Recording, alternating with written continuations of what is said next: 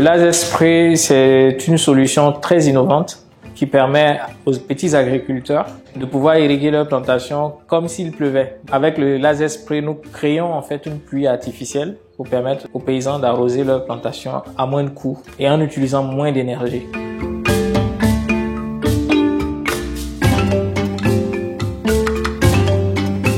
Je suis ingénieur en mécanique et automatisme industriel. En 2017, j'ai démissionné pour me lancer dans la production maraîchère. Et là, je me suis confronté au gros problème de l'irrigation. Les systèmes disponibles étaient très coûteux et souffraient d'un certain nombre d'insuffisances du point de vue opérationnalité. Donc du coup, c'est ce qui a suscité le désir de vouloir mettre sur le marché une autre solution innovante. Alors, le système laser spray, c'est un système très simple. Vous avez une motopompe ou alors une pompe électrique ou solaire. Cette pompe-là va pomper l'eau soit d'un forage, d'une rivière, d'un lac et va l'injecter dans une tuyauterie. À partir de cette tuyauterie, on va faire la diffusion de l'eau que la pompe a pompée à travers des gaines qui sont perforées. Quand l'eau rentre dans les gaines, avec la pression, ça crée un effet de pluie artificielle sur le terrain.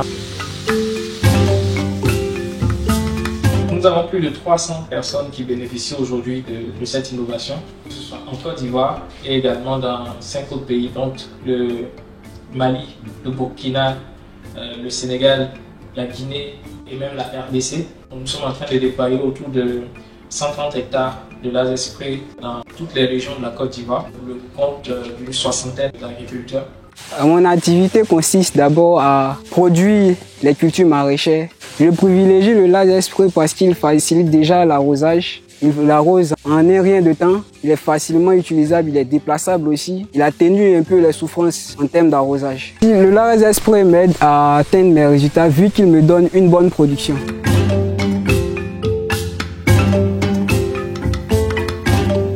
La première chose importante que le programme nous apporte, c'est la structuration.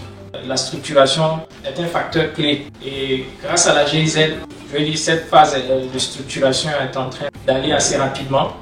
Et déjà, nous avons des fonds d'investissement qui s'intéressent à la société.